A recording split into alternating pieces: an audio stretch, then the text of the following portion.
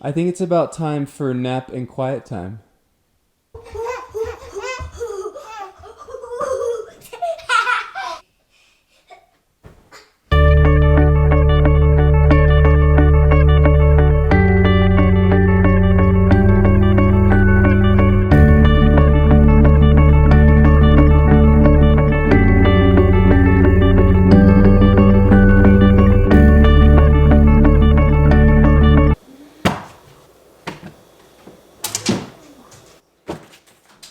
Time to go outside. Go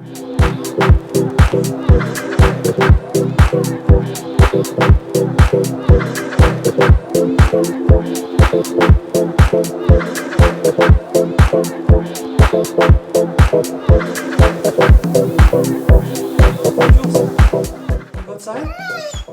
Stay. Goodness. Sit. Stay. Go get it. Okay, good.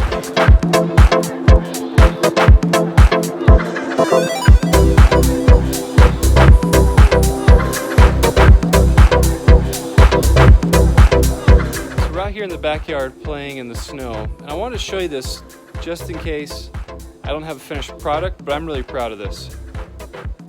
Like, look at that. Look at the quality of that work. We're making a little igloo here, so we'll see how this goes.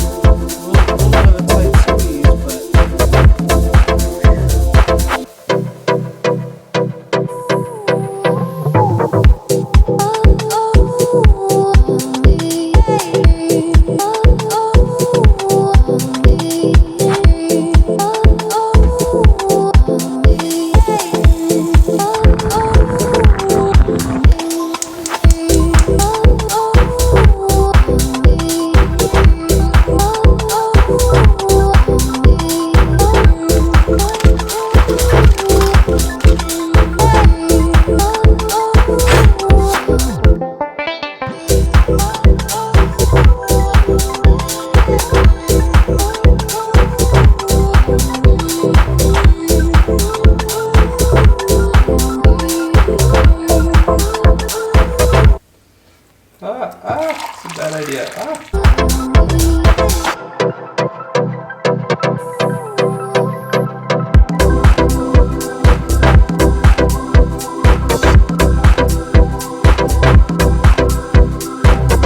Everything that you've seen in today's vlog is pretty much the only things I've done today. Play in the snow, make tea. It's been a very, I'll be honest, it's been a very lazy day for me.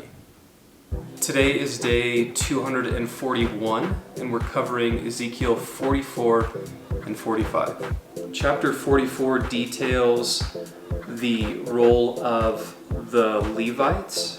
It talks about how the Levites, that they will not serve as priests, only the sons of Zadok will, because of the abominations that the Levites had committed. The gateway that's inside of the Temple Mount, that is the east gateway, the Lord told them to shut it off, because that is the way in which the Spirit of God went through, and so it's holy, it's set apart, and doesn't want anyone else to pass there except for the prince can reside there and conduct his princely duties. Chapter 45 then is the breakdown of like the square footage in terms of the, or really cubit footage, square cubitage of how big all this is to be and kind of the location of it, and laying it out for Ezekiel.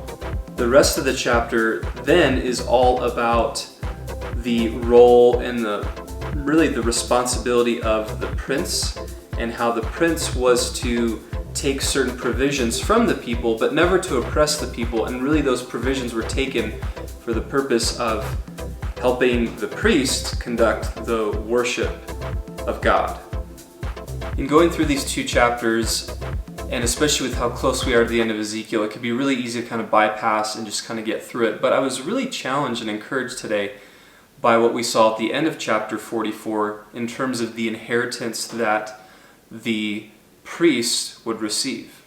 Now, much like in the law, the tribe of Levi, they did not have an allotted land, an inheritance of land apportioned to them because they conducted the service of the temple and the worship of Yahweh during that time. It's really the same as it is here in our passage, and I love what it says towards the end of chapter 44, that for the Levites and the priests, that their inheritance is the Lord. I'm not old by any means, but the older I get, the more I think about inheritance and passing along things in a variety of contexts. And it's tempting in that thought to elevate certain, materialistic things, and we absolutely want to be wise with the property we have and the money that we have and be able to invest in it in such a way that it can serve as an inheritance. But there is nothing better than the Lord Himself. And when we talk about the Lord Himself being our inheritance, I think there's really two ways that we need to look at it. First is that we, when we die and we pass into eternity, it's the Lord is the one that we have.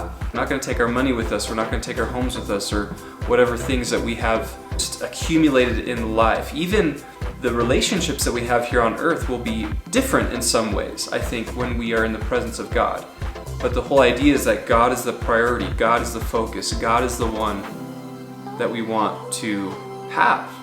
And the second part of it is, with it being an inheritance, it's passed along. We all have someone in our life that we can pass along and that we can disciple, that we can, introduce this inheritance to. And I think while we're here on this earth, that's really our number one role, is to pass along this inheritance to others, to our children, to our friends, to parents, to relatives, to coworkers, whoever it is that God has given us the opportunity to do this with, that we pass this along to them and show them how wonderful this is and that there is nothing better than God Himself.